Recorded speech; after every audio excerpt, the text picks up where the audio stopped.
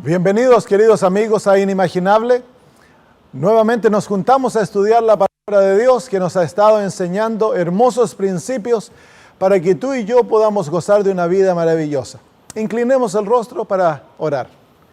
Querido Señor, en este momento cuando nos juntamos a abrir las Sagradas Escrituras, venimos ante tu presencia para alabar y exaltar tu nombre, Señor querido, porque sabemos que tú eres un Dios maravilloso, un Padre tan bondadoso, paciente, que nos guía de la mano, Señor, en este camino de la vida que a veces se hace tan difícil. Pero te damos gracias, Padre, porque a través de tu palabra nos has dejado principios maravillosos para poder vivir una vida que realmente vale la pena vivir.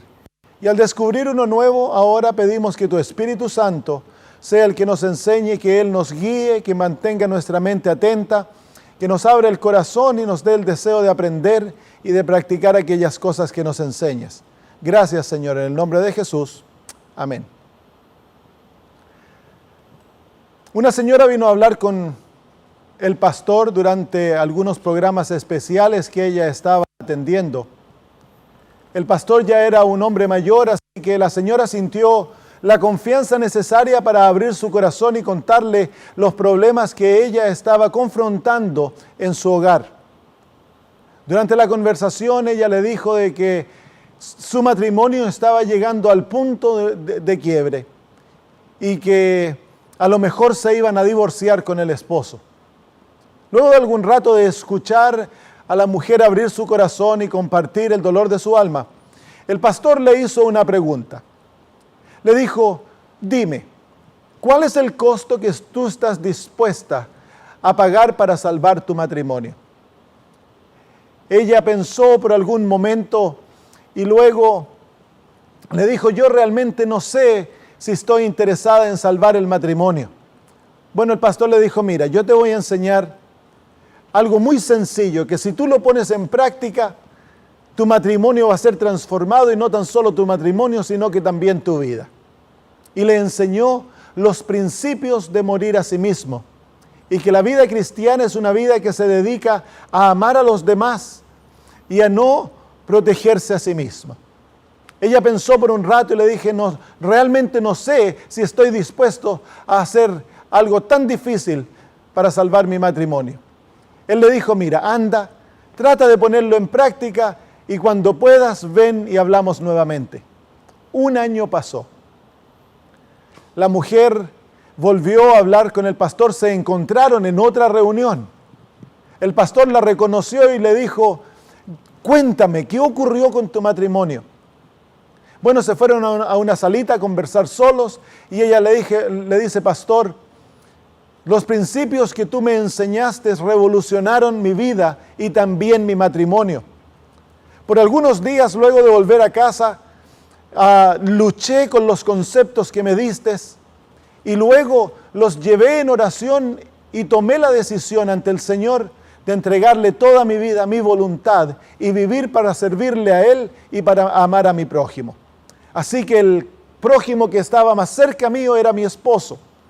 Y decidí que lo iba a amar incondicionalmente, sin recriminarlo y sin retaliar cuando él me hiciera mal. Y comencé a hacerlo. Por 3 meses dediqué mi vida a hacer feliz a mi esposo. Y transformó nuestra experiencia totalmente. Al final de 3 meses mi esposo estaba enamoradísimo de mí. Era como que nuevamente nos habíamos reencontrado. Nuestro matrimonio volvió a recobrar la hermosura que había tenido cuando recién estábamos casados. Nos volvimos verdaderamente felices. Y mi esposo un día me dijo, mira, yo he visto una transformación tan grande en ti que yo quiero volver a la iglesia. Así que él hizo la decisión y ahora está asistiendo a la iglesia conmigo. No podía ser más feliz.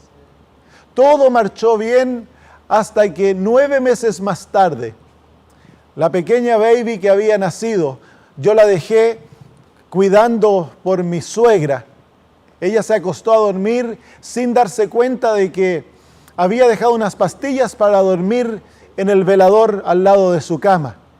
Cuando la bebé se despertó luego de haber dormido la siesta con la abuelita, Y la abuela, mientras dormía, la bebé tomó el envase de las pastillas para dormir y se los tomó todo y cayó inconsciente. Cuando la abuela despertó, la bebé no despertaba y eventualmente la llevaron al hospital. Y pastor, los doctores no pudieron hacer nada. Mi bebé murió. El pastor la miró en los ojos y le dijo, ¿y qué ocurrió entonces? ¿Cómo reaccionaste? Le dijo, por 3 días fueron los días más miserables de mi vida. Comencé a echarle la culpa a Dios, a preguntarme por qué, a recriminarlo. Venían la gente de la iglesia a consolarme y todo lo que hacía, la consolación era que yo que sintiera pena por mí misma. Y centré mis ojos en mí y los saqué de Jesús, quien hasta ese momento había sido mi seguridad y mi solaz. En el 3er día estaba orando, tratando de orar, tratando de alegar al Señor por qué. Y el Señor, a través de la oscuridad, me habló en mi mente y me hizo una pregunta.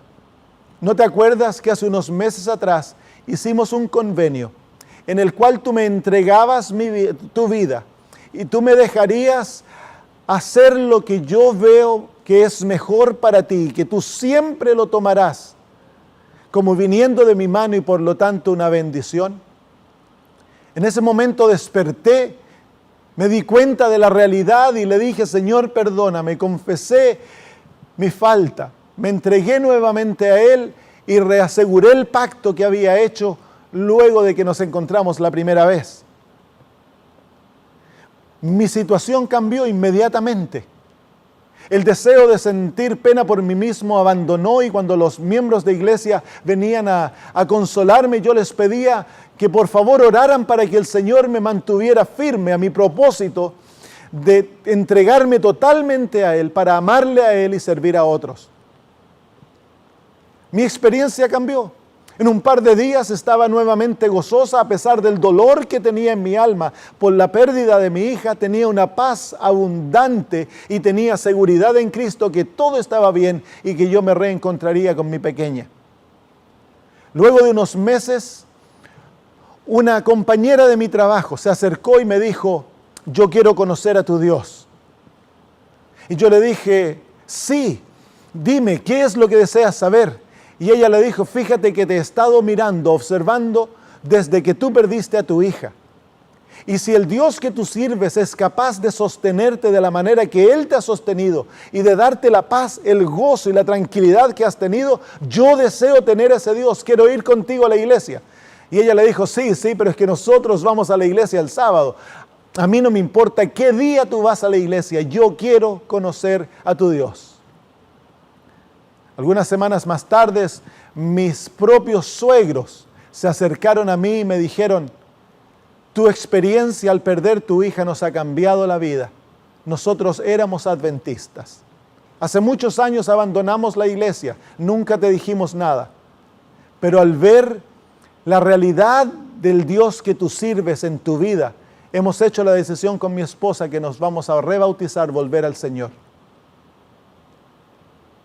Esta mujer descubrió el verdadero secreto de la vida. El secreto de la vida se encuentra no en servirse a sí mismo, sino que dedicar nuestra vida para amar a Dios y al semejante y servir a otros alrededor nuestro. No importa lo que esté ocurriendo en nuestras circunstancias, Dios ha prometido que si nosotros nos sometemos a Él, Él nos sostendrá en todas las circunstancias que la vida nos traiga. Y tendremos paz, seguridad, gozo, a pesar de que haya dolor.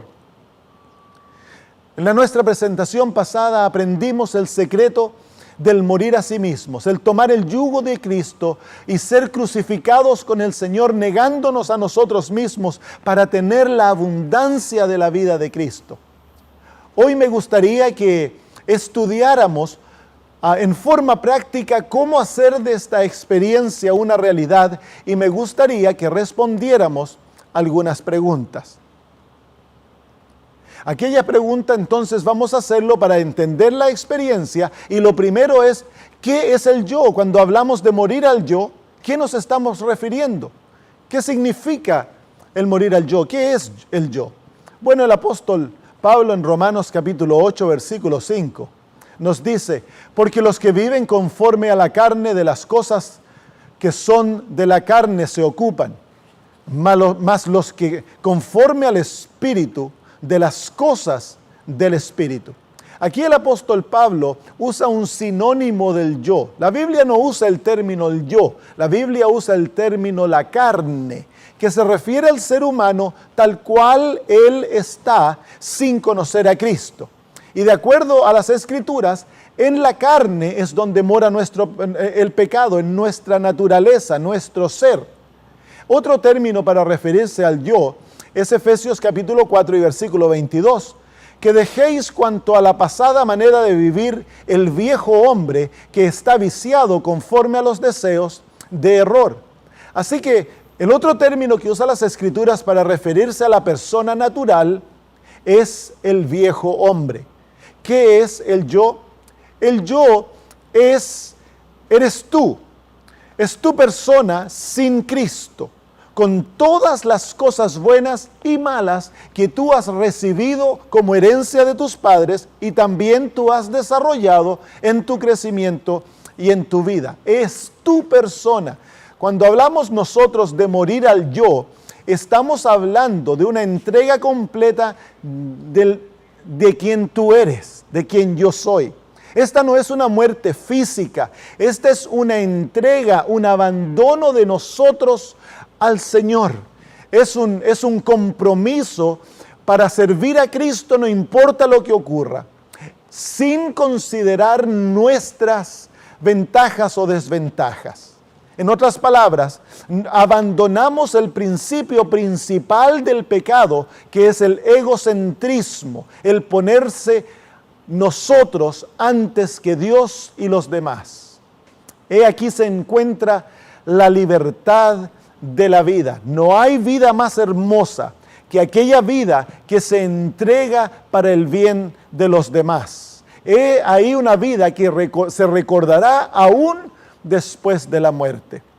Entonces, ¿por qué debemos morir al yo? ¿Por qué es necesario que el yo muera? ¿No puede ser reparado, cambiado? Bueno, veamos lo que dice las Sagradas Escrituras. En el libro de Romanos capítulo 8, versículos 7 al 8, el apóstol dice, por cuanto la intención de la carne es enemistad contra Dios, porque no se sujeta a la ley de Dios ni tampoco puede. Así que los que están en la carne no pueden agradar a Dios. ¿Por qué es entonces que nosotros debemos morir a nosotros mismos? Porque el hombre natural es un enemigo de Dios. El hombre natural, la mujer natural, no puede obedecer la ley de Dios y no puede agradar a Dios. Si el hombre natural entra a la iglesia o a la vida cristiana, va a tratar de adaptar la vida cristiana a sus propios deseos en vez de dejar que el Espíritu Santo lo transforme a él para llegar a ser un verdadero cristiano. Porque el yo es un rebelde, odia a Dios, no desea tener nada con Dios y es un enemigo de la ley de Dios. Yo veo muchos cristianos que guardan la ley o lo que Dios ordena que hagamos de esta manera. Dice, oh sí, el Señor eso es lo que dice, pero de seguro que el Señor no se preocupa si uno hace tan solo un poquitito. Bueno, el Dios no desea que tomemos alcohol, pero un poquitito, ¿a quién le va a hacer mal? Dios no se va a disgustar si tomamos un poquitito. A pesar de que eso parece tan inocente, la realidad es que el yo se está poniendo sobre la autoridad divina y cambiando el mandamiento de Dios y adaptándolo para que uno crea todavía que está observando la ley cuando en realidad la está destruyendo. Entonces es necesario de que el yo muera. Dios no está interesado en parchar el yo. Algunos creen que la vida cristiana es una mejora de la vida antigua. Por ejemplo, bueno, realmente el único problema que yo tengo es la envidia. Si yo puedo vencer la envidia, yo entonces voy a llegar a ser un buen cristiano. Entonces uno realmente se ve como una buena persona con algunos problemitas. Y la labor de Dios es darnos victoria sobre aquellos problemitas y todo está solucionado. Pero ese no es el problema es con nosotros, no con nuestras deficiencias. Nosotros tenemos una naturaleza que está unida al pecado. Nosotros somos rebeldes, contumaces. Nosotros no complacemos a Dios ni deseamos guardar su ley. Dios no está interesado en parcharnos. Lo único que Dios puede hacer con nosotros es crucificarnos y recrear un ser completamente nuevo a la imagen suya, a la imagen de su Hijo. Entonces, querido amigo, la única esperanza de una transformación completa es que nosotros nos entreguemos sin condiciones a Dios para que Dios tenga completa autoridad de nuestra vida. Mientras tú desees tener el control de tu corazón o de tu vida, Dios no puede reinar ahí. El Señor Jesús dice que no podemos servir a dos maestros, a dos señores, porque amaremos a uno y odiaremos al otro.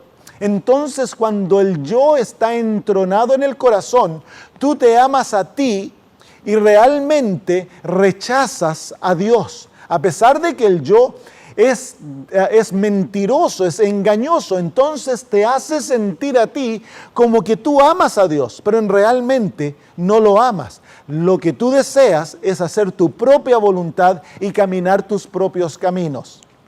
Entonces el Señor tiene una solución para el problema. Al principio de la vida cristiana te dice, entrégame tu yo y yo te voy a dar un nuevo ser, donde yo reino como Señor y Salvador. Esa es la única solución para el problema que nosotros confrontamos del pecado. Entonces, cuando nosotros morimos al yo, ¿realmente a qué morimos? En mis estudios de las Escrituras yo he encontrado 4 áreas generales de entrega. Y esas me gustaría que las estudiáramos ahora. Aquellas áreas que cubren toda nuestra vida. Primero, el apóstol Pablo en Gálatas capítulo 2 nos dice, con Cristo estoy juntamente crucificado y vivo, no ya yo, mas vive Cristo en mí. Y lo que ahora vivo en la carne, lo vivo en la fe del Hijo de Dios, el cual me amó y se entregó a sí mismo por mí.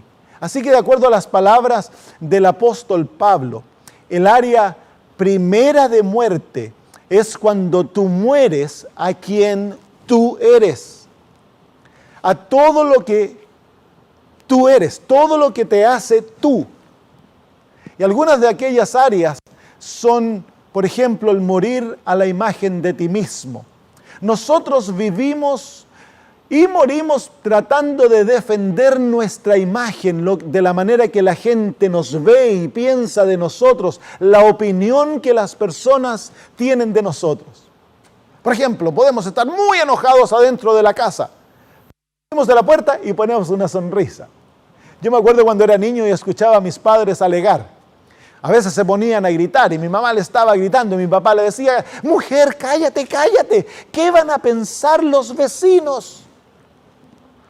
Entonces, realmente nosotros vivimos para proteger este ser que es enemigo de Dios. Pasamos la vida tratando de pintar una buena imagen de quien nosotros somos, pero la realidad es que nosotros no somos así.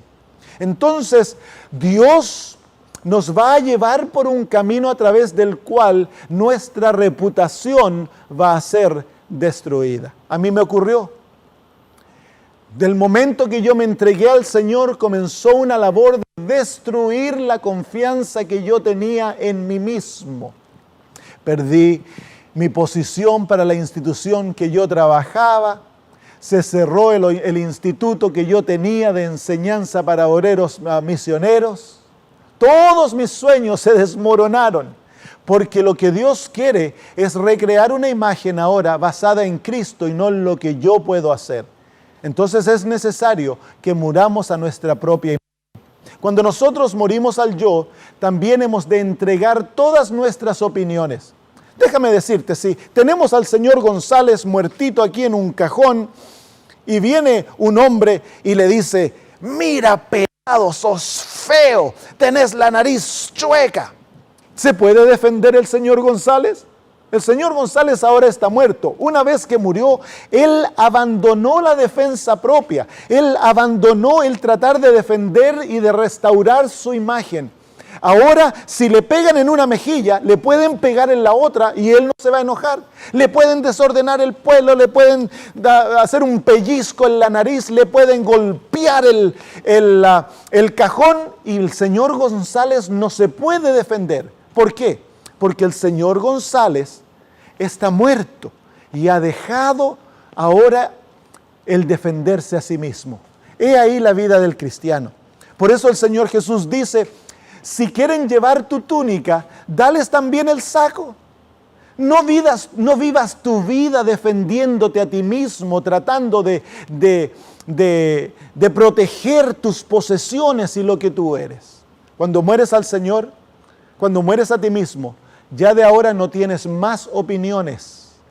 No es lo que tú piensas lo que vale, sino que qué es lo que el Señor dice. Tu vida se debe regir por la opinión de Dios y no por lo que tú piensas. ¿Y qué en cuanto a las relaciones? ¿Puedes tener enemigos?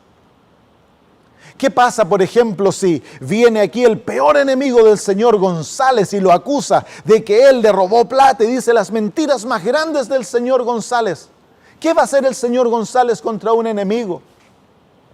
¿Tiene el señor González, ahora que murió, algunas familiares, amigos o enemigos? No, el señor González murió para todos. De ahora en adelante el señor González ya no se relaciona con nadie. En cierto modo la muerte es el último rechazo. El señor González ha rechazado a todo el mundo. De ahora en adelante el señor González no tiene mamá, no tiene papá, no tiene hermanos, no tiene hermanas, no tiene esposa, no tiene hijos, no tiene amigos y no tiene enemigos.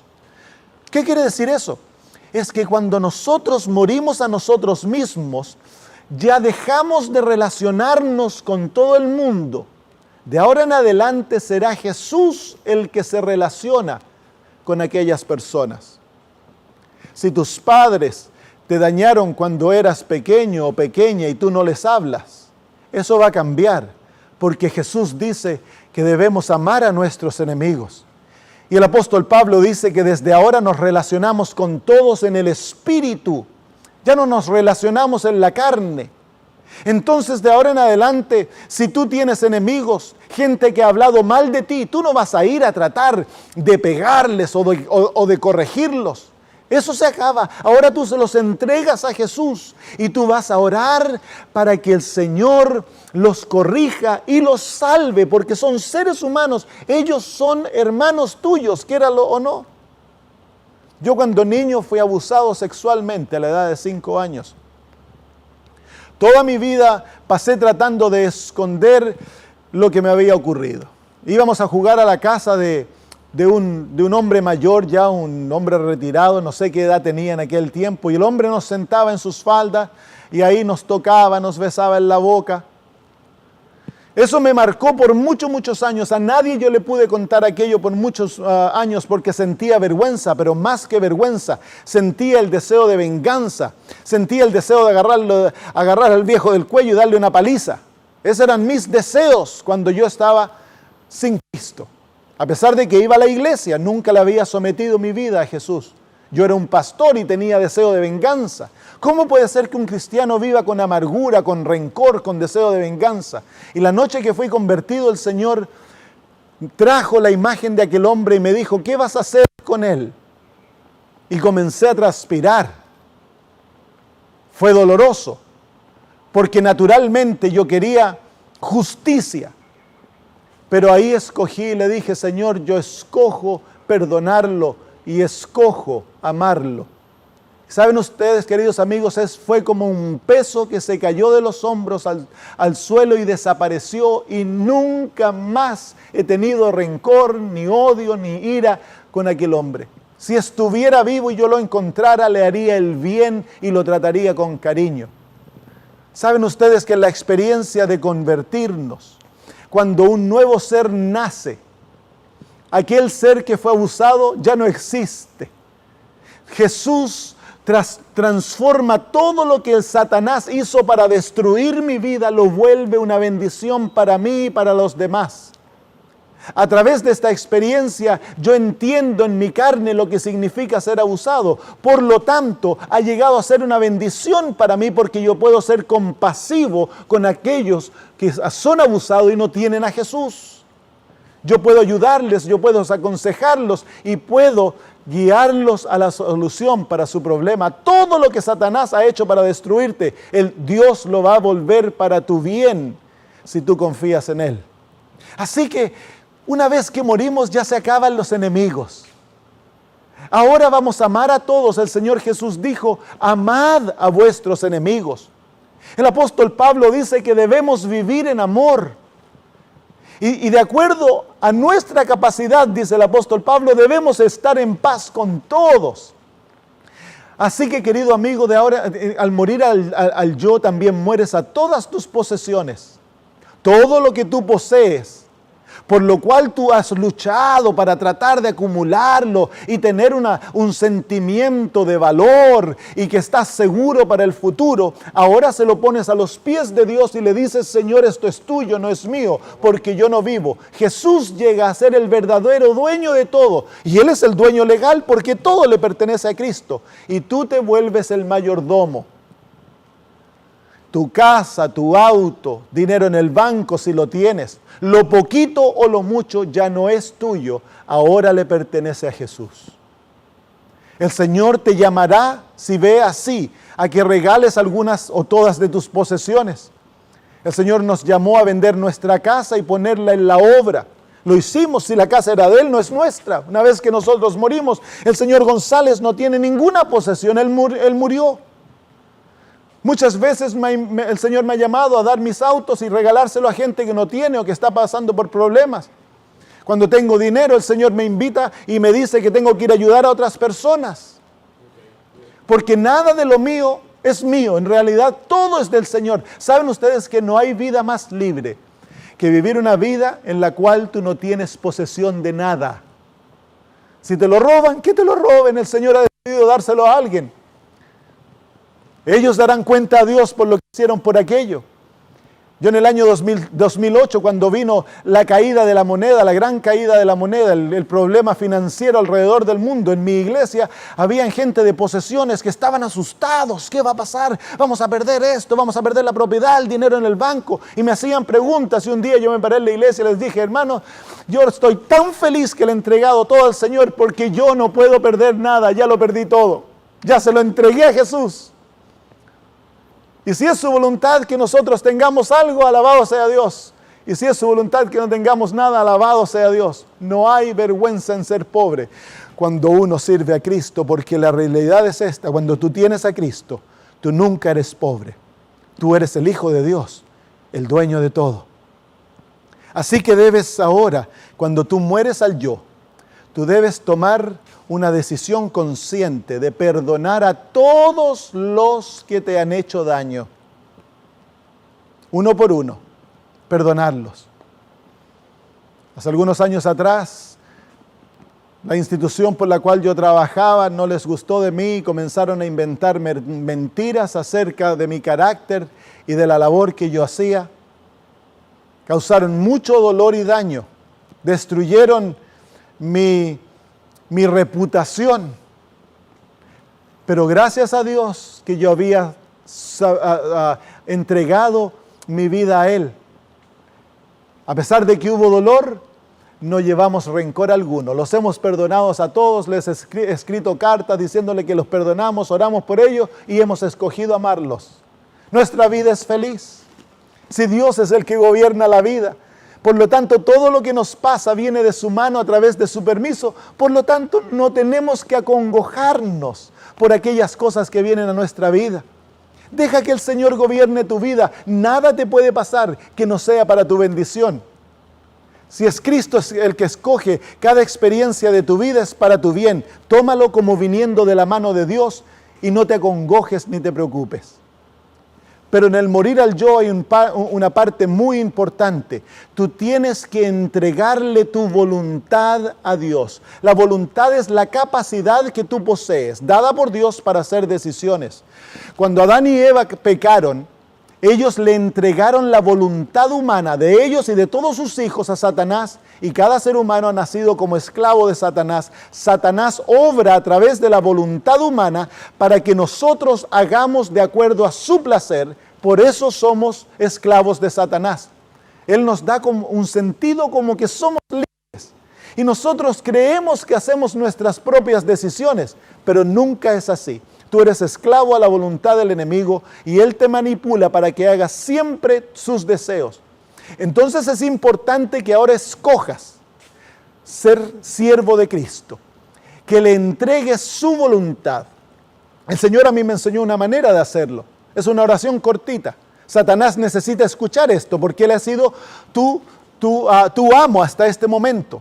En forma audible tú dices: Satanás, hasta este punto yo he sido tu esclavo, pero hoy escojo no ser tu esclavo ya más. Ahora le pertenezco a Cristo. Y luego háblale a Jesús: Señor, en este momento yo tomo mi voluntad y te la doy a ti. De ahora en adelante yo soy tu esclavo, haz conmigo como tú desees. He ahí el secreto de la libertad, porque Cristo no tiene esclavos. Jesús te va a hacer verdaderamente libre. Y Él ahora toma tu voluntad en sus manos y la une a su propia voluntad. Y desde ese momento el Señor comienza a obrar en ti el desear y el hacer de acuerdo a su voluntad.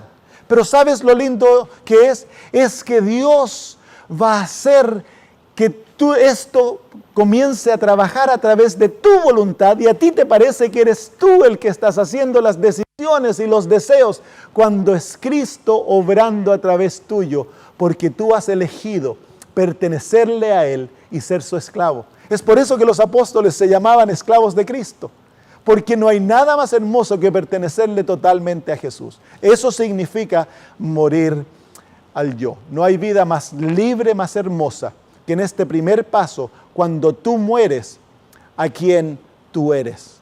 El segundo paso de muerte se encuentra en Romanos capítulo 6 y versículo 2. El apóstol Pablo dice: de ninguna manera, porque los que hemos muerto al pecado, ¿cómo viviremos aún en él? Muertos al pecado. Esa es la segunda área de muerte, cuando nosotros morimos al principio que nos ha mantenido esclavos y que nos ha llevado a rebelarnos a Cristo y que nos ha llevado a quebrar la ley de Dios y llegar a ser culpables. Déjame ilustrarte lo que esto significa. Cuando aquí está el hermano González, y digamos que él está así estiradito y de repente viene una señora a despedirse de él, y ella tiene faldas cortas y tiene un corte arriba bien bajo y se le notan los senos, y ella se agacha para despedirse del señor González. Déjame hacerte una pregunta: ¿puede el señor González ser tentado a querer esa mujer? ¿Puede el pecado despertar al señor González y decirle: mira? No. ¿Por qué? Porque él está muerto. ¿Sabes por qué nosotros somos tentados a pecar? Porque nosotros estamos vivos. O porque nosotros respondemos a la tentación. O la tentación vino donde el señor González, pero el señor González no respondió. ¿Por qué no respondió? Porque él está muerto. La invitación al pecado es la tentación.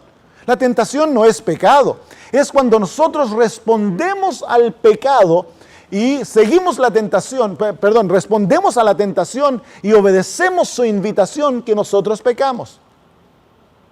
Jesús fue tentado en cada punto de su vida, pero nunca respondió a la tentación. Por lo tanto, no pecó. Así es. ¿Por qué es que Jesús no respondió? Porque él estaba muerto al yo.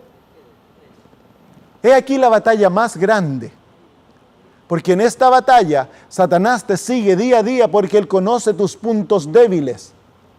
Pero el secreto es hacerse el muerto. ¿Tú has visto cuando un gato agarra un ratoncito y comienza a jugar con él antes que comérselo? El ratón trata de escaparse, trata de irse, pero ya cuando el ratoncito no puede más, la última artimaña que el ratón hace para escaparse del gato es que el ratón juega a estar muerto. Él va, incluso para de respirar y para de latir su corazón, realmente se hace el muerto. Y viene el gato, lo queda mirando, le da un palmazo, le da otro palmazo y el cuerpo del ratón va para allá, no se mueve. El gato va, lo mira y después de un rato el gato pierde el interés y se va. El momento que se va el ratoncito, ¡ping!, se escapa. Por eso el apóstol Pablo dice que nosotros debemos considerarnos muertos. Mira lo que dice en Romanos 6, 11 al 12. Así también vosotros consideraos muertos al pecado, pero vivos para Dios en Cristo Jesús, Señor nuestro. No reine pues el pecado en vuestro cuerpo mortal, de modo que le obedezcáis sus apetitos, ni tampoco presentéis vuestros miembros al pecado como instrumentos de iniquidad, sino presentaos a vosotros mismos a Dios como vivos de entre los muertos, y vuestros miembros a Dios como instrumentos de la justicia. El pecado no se enseñoreará de vosotros, pues no estáis bajo la ley, sino bajo la gracia. ¿Te notas que ahora el pecado ya el control sobre nosotros? Ahora nosotros somos los que escogemos si le servimos o no le servimos. Antes de ser convertidos, era el pecado el que se enseñoreaba de nosotros y nosotros realmente no teníamos opción. Pero ahora que somos libres, el pecado está bajo nuestra autoridad y nosotros podemos escoger presentar nuestros miembros para servirle o presentar nuestros miembros a Dios. Mi opción ha sido hecha. Yo le he dado todos mis miembros a Dios para que Él haga conmigo como Él desea. He escogido ser esclavo y es la libertad más hermosa. Y luego el apóstol dice, pero gracias a Dios que aunque erais esclavos del pecado, habéis obedecido de corazón aquella forma de doctrina que os transmitieron, y libertados del pecado, vinisteis a ser siervos de la justicia. ¿Se fijan la transición que ha ocurrido? Éramos esclavos del pecado, pero ahora nos hacemos siervos de la justicia. En otras palabras, llegamos a ser esclavos de la justicia. Y entonces, de acuerdo a lo que el apóstol nos enseña, ya no servimos al pecado. Una vez que morimos al pecado, somos libres de su dominio, y ahora que somos siervos de la justicia, va a emanar de nosotros santidad y no pecado. Así como cuando éramos siervos del pecado era natural para nosotros llevar los frutos de la carne, que son todos los pecados que Pablo habla en la carta de Gálatas. Tanta inmundicia, maldad que era normal para nosotros hacer. Pero ahora que a través de la muerte al pecado somos libres de su dominio y nos volvemos siervos de la justicia, de acuerdo a las palabras del apóstol, tú y yo vamos a producir los frutos del Espíritu, el carácter de Cristo, y vamos a producir santidad. Eso es el fruto de la muerte al yo. Es maravilloso. En Gálatas capítulo 6, versículo 14, el apóstol nos muestra la tercera área de muerte. Él dice, pero lejos esté de mí gloriarme, sino en la cruz de nuestro Señor Jesucristo, por quien el mundo ha sido crucificado para mí y yo para el mundo. Entonces la tercera área de muerte, me equivoqué en el número aquí, la tercera área de muerte es que tú mueres al mundo. ¿Qué es esto del mundo? Bueno, el apóstol Juan nos explica un poquito cuál es el principio que gobierna el mundo. Dice, porque nada de lo que hay en el mundo, y ahora nos habla del mundo, los deseos de la carne, los deseos de los ojos y la vanagloria de la vida, proviene del Padre, sino del mundo. ¿Qué es el mundo? Bueno, el mundo son los principios que se manifiestan del gobierno de Satanás en la vida de los seres humanos. El apóstol Santiago dice, adúlteros, ¿no sabéis que la amistad del mundo es enemistad contra Dios? Cualquiera pues que quiera ser amigo del mundo se constituye en enemigo de Dios. Así que, ¿cuáles son los principios que gobiernan al mundo? Son la moda, el entretenimiento, las pasiones o apetitos y una mentalidad de rebelión contra Dios. Nosotros, como hijos de Dios, morimos a aquello. En otras palabras, ya un verdadero cristiano no se va a gobernar por las modas del mundo. Si las faldas suben hasta sobre las rodillas o más alto hasta acá arriba, que casi se ve la ropa interior, el cristiano no puede vestirse de esa moda. Si viene la moda de los tatuajes y que hay que andar con todos estos dragones pintados en el cuerpo, el cristiano no puede hacer aquello. Tampoco el cristiano puede participar del espíritu de los deportes de este mundo y las entretenciones de este mundo, porque todos exaltan al yo. Sí, nosotros podemos pegarle a una pelota, jugar tenis por diversión, pero el ir ahora a manifestar el espíritu de destruir a otros para que yo gane y sea primero, ese no es el espíritu de Cristo. Entonces ahora nosotros, cuando vivimos en el mundo, vamos a escoger vestirnos como Cristo, vamos a escoger entretenernos como Cristo. Ya la música del mundo nos llama la atención, porque nos damos cuenta que la música del mundo es la creación del gran músico que se rebeló contra Dios, Satanás. Y que toda aquella música nos lleva a rebelarnos contra Dios. Muchas de las películas, 99.9% de las películas que se presentan en este mundo, el cristiano no las puede ver porque son inmorales, violentas, llenas de palabras oscuras, de brujería y tanta mugre que se presenta. ¿Puede un cristiano que ama a Jesús mirar una película por 3 horas? ¿Que todas las cosas son contrarias a los principios del reino de Dios? No, por supuesto que no. Pero tú, al morir y entregarle todo esto al Señor, el Señor te cambia tus deseos. Y digamos que a ti antes te gustaban las películas y veías los balazos, veías los cuerpos destruidos. Te garantizo que ahora que estás convertido, te sientas a mirar algo así, va a ser totalmente lo opuesto. Lo vas a odiar. Y eventualmente el Señor, si tú le permites, te va a tener totalmente aparte de aquellas cosas. O seguimos en el mundo para amar a las personas del mundo, para servirlas, para cuidarlas, para hacerles bien. Si están enfermos, los vamos a sanar. Si son pobres, los vamos a alimentar. Vamos a cuidar a las viudas, a los huérfanos. Pero el cristiano no se va a hallar participando de los principios del mundo, que es los principios del reino del enemigo. Entonces, Gálatas 2:19 entonces nos habla de la última área de muerte. Dice así: yo por la ley morí para la ley a fin de vivir para Dios. Así que nosotros también morimos a la ley. El apóstol Pablo en Romanos 7:6 dice: pero ahora estamos libres de la ley, por haber muerto para aquella a la que estábamos sujetos, de modo que sirvamos bajo el régimen nuevo del Espíritu y no bajo el régimen viejo de la letra. Morimos a la ley y morimos en varias áreas. Primero morimos tanto que la ley ya no nos condena. La condenación se acabó. Ya no vivimos una vida de condenación porque estamos bajo la gracia. La ley ya no está condenándonos, buscando enjuiciarnos. Eso se acabó porque Cristo llevó nuestro juicio. Segundo, tú y yo no vamos a tratar de vivir una vida tratando de ser obedientes. Una vida que nos medimos por la ley.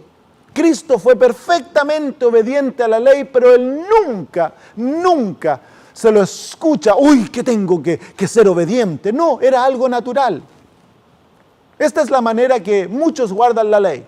Van caminando por la calle y viene una niña con las faldas cortas y él dice: uy, no tengo que mirar porque yo soy cristiano, tengo que guardar el 7º mandamiento, no tengo que mirar, y pasa la niña y la seguimos mirando. Pero luego nos creemos: uy, yo guardé la ley porque realmente no la miré. Jesús podía sentarse enfrente de una prostituta y en su corazón no había ni un deseo hacia aquella mujer. Su deseo era salvarla, la miraba como una hermana, la trataba con cariño, pero nunca una mirada con el deseo de fornicación. Eso es lo que el Señor desea, que nosotros guardemos la ley. Pero para guardar la ley de esa manera, nosotros tenemos que cesar de tratar de guardar la ley y debemos dejar que el Espíritu de Dios observe la ley en nosotros. Es por eso que el apóstol dice que la observaremos en el Espíritu y no en la letra. Y cuando tú y yo llegamos a observar la ley de esa manera, cuando se vuelve algo natural, nosotros no estamos conscientes, no nos creemos buenos porque, bueno, esta semana no pequé, entonces, pucha que soy buen cristiano, y nos creemos mejor que los otros y comenzamos a apuntar el dedo, a criticar al que, tratar mal al que cayó, al que está luchando. Pero cuando nosotros hemos pecado, andamos calladitos y humildes porque, que nos sentimos malos. Es porque tenemos una vida guiada de nuestra conciencia a la ley. Pero cuando tú y yo nos hemos entregado a Cristo y el Espíritu vive en nosotros, el Espíritu escribe la ley en nuestro corazón y es natural comenzar a observar la ley y es odioso pecar. Pero la observación de la ley es inconsciente, no es algo que tú vives tratando de doblarte el brazo para ser obediente. Si tú tienes que hacer eso, te garantizo que no has sido convertido. Morimos a la ley, somos transparentes, ya la ley no condena al hermano González. El hermano González dejó de existir para la ley. Y ahora el hermano González tan solo vivirá en Cristo. Y Cristo, la vida de él es perfecta. ¿Saben? En la nueva vida nace un canto en el corazón. Porque ahora nuestra alma está en unísono con la ley de Dios. Y en nuestra alma nace el canto, como el canto de David que decía, oh, cuánto amo tu ley.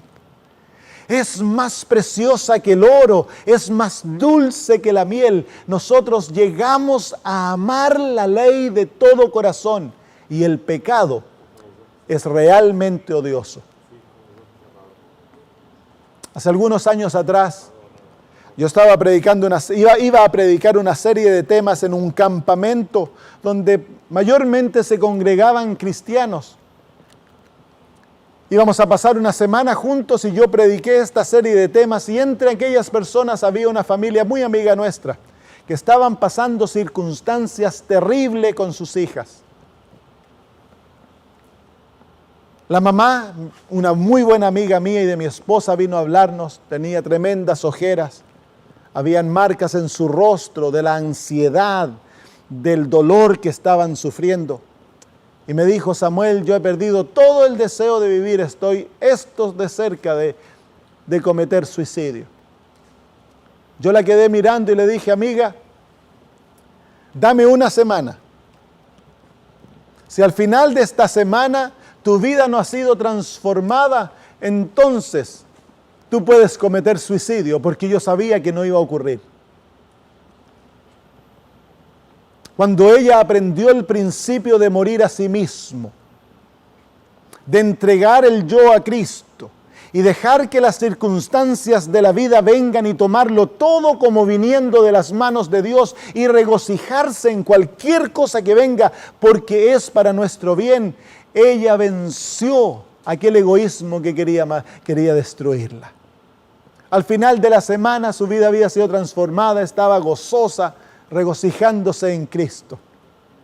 Querido amigo, querida amiga, la verdadera vida se encuentra cuando nosotros morimos a nosotros mismos para dejar que Cristo sea el que reine. Inclinemos el rostro para orar. Querido Señor y Dios nuestro,